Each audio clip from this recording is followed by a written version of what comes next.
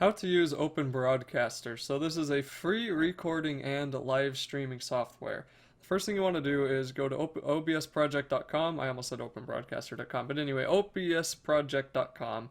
I'll have a link in the description. You download it with this button. It is, again, completely free, and it'll look like this. Now, I would normally open up two of these and have one recording and the other just playing, but Open Broadcaster won't let me open up two of this software at once. So we'll have to deal with it this way. You kind of see my endless window of desktop recording. Now, because it's free, Open Broadcaster is pretty good with things like recording Flash games or desktop if you wanted to do tutorials with, I don't know, After Effects or something. And it can also be used for some games, and I will be demonstrating all of this, but the first thing we want to do is click on Settings, and Open Broadcaster unfortunately isn't the easiest thing to navigate, but it's not too bad once you get used to it. So on the general settings, you'll want to adjust your things here.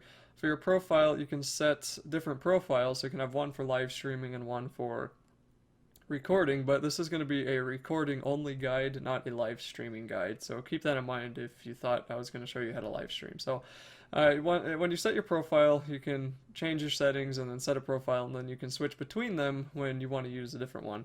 Be sure to click apply when you're done changing settings. When you go to encoding, you'll want to make sure that your encoder is something that has good quality. So you'll want to mess around with these and select which one has the best quality, and then you'll want to mess around with the bit rate. I found 10,000 kilobits per second to be pretty good for quality and also file size, but if you're streaming, you'll probably want this to be between 2 and 5,000, and that will really depend entirely on your internet's capabilities. If you're just recording, this can be really anything, but there's not really a whole lot of reason to go super high. When you're done, of course, hit apply, then come on to broadcast settings. Now, under mode, you're going to have live stream and file output only. For recording, we're going to be setting this to file output only, and you'll want to change your file path to a place on your hard drive that makes you happy. You'll want to make sure that the file type is saved as MP4.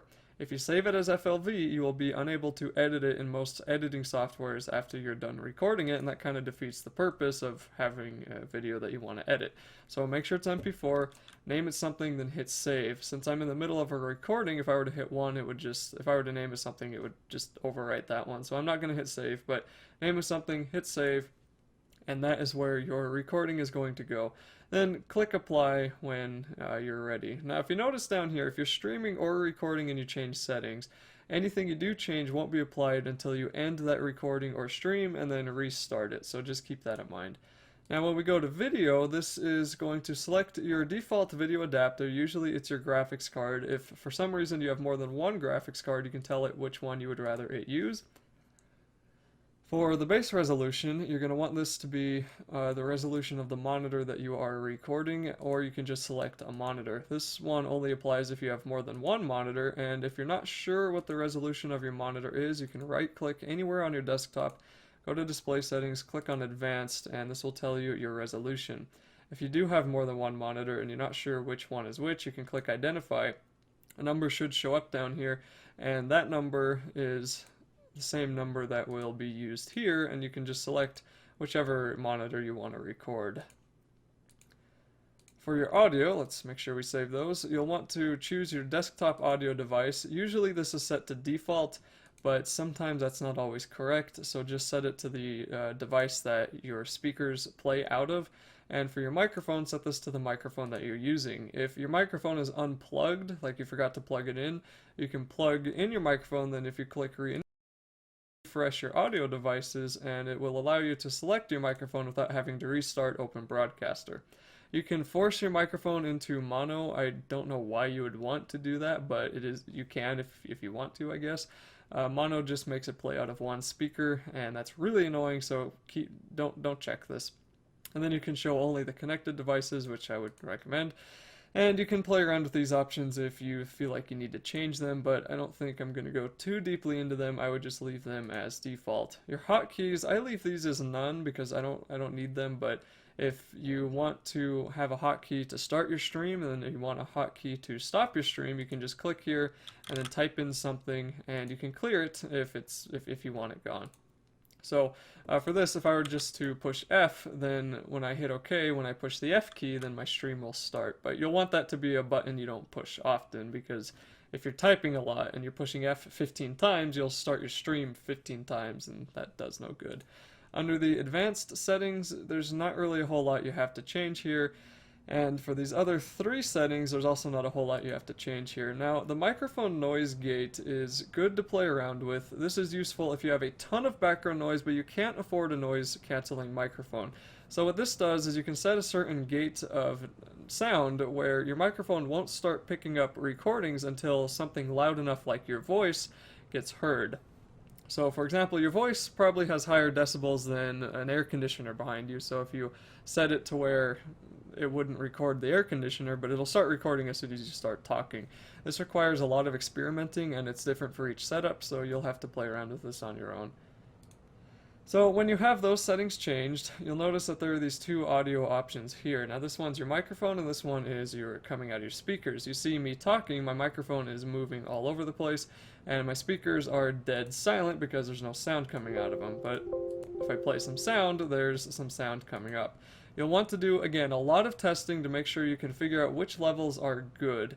Generally, your speakers should be pretty low and your microphone should be pretty high, but you'll want to test different options and make sure that your voice is louder than your speakers so people can hear you, but you don't want your speakers to be so quiet that they can't hear what's going on in the background, especially if you're streaming or recording a game.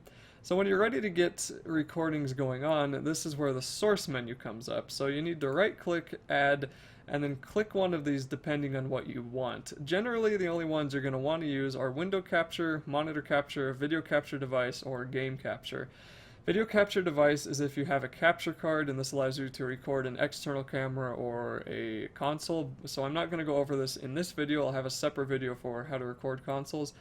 For window capture, I'm going to click on this one, and then you can name it whatever you want. You can click OK, and then you can select the different windows that you have open in your operating system. So if I wanted to record Steam, I would select Steam. I can refresh it. If I open up another window, I could just refresh it and it'll show up here. And then I can record the inner window, but you probably just want to do the entire window. Then you can select if you want to capture the mouse cursor. If you uncheck that, then your mouse won't show up in the video. And you can also capture layer windows, and there's compatibility mode if for some reason it's not capturing it well, and everything else you can pretty much keep default. Then you click OK, and there's window capture, and as you see, Steam is showing up. Now, if you wanted to do your entire monitor, you would just right-click, and you would want to do monitor capture. Now let me get rid of window capture here. Sorry, let me show that again. You can right-click and do monitor capture. Now I have one right here. This is what I'm using right now, so I can just right-click on it and click on properties to edit it, and then I can select the monitor that I want to record. In this case, it's monitor number 1. So then I can just click OK. Now if you notice, when I click on window capture, Steam pops up and goes away when I uncheck it. This is really useful mainly if you're streaming, because you might have your monitor and then you might have a couple of windows all organized around here, and if you don't want, like say you have your browser open but you don't want someone to see all your email on stream, you can just uncheck it and it'll disappear, and then when you check it again it'll pop up, and this all happens in real time. You don't have to stop and restart your stream every single time you uncheck one of these. When you do set one of these, you'll want to click Preview Stream, and if everything's set up correctly, then Preview Stream will show what is being captured with one of these sources. So if I were to uncheck Monitor Capture here, you see the screen goes black, but if I check it again, it all comes back, and this is what would show up. Everything here in this window is what will show up as soon as I click Preview Stream. When I'm ready, I can just click Start Recording, which is this button, but since I am recording, it says Stop, and then I can record until I want it to not record anymore. So let's go over the final source that I want to mention, which is Game Capture, and I'm just going to name this Game Capture 2, and this allows me to select an application, so I can select my Skype or my 2 terabyte recording drive from my Chrome. Now this is a weird thing. I'm going to refresh it, still not there, refresh it, still not there. If you see down here, I have City Skylines. Here it is. I'm going to come back here, refresh it, and it's still not there. So I have a City Skylines window open, and the game capture isn't detecting it. This has been my experience with the game capture source, which is why I generally only use the monitor capture, because this doesn't always pick up the game. Sometimes it will, sometimes it won't. It's not picking up city skylines, so I don't know. But anyway, you can change some of the options here. You can use a hotkey to select that application. You can also stretch the image to fit the screen, because this is a 720p window, so I could stretch this in Open Broadcaster to fill the whole screen if I wanted to. You can invert the mouse cursor and, just play around with some of these if you want to. You can click OK, and well, the game capture would show up if it was actually picking up anything, but it's not. So if I were to come here to window capture, and then right here, there's city skylines, I'm going to click OK, then I'm going to check this, and there's city skylines up there now on the screen. So monitor capture with a full screen game is probably one of the better ways to use Open Broadcaster if you don't have enough money to buy Fraps, and if you don't have the resources to get a capture card to use NVIDIA Shadowplay.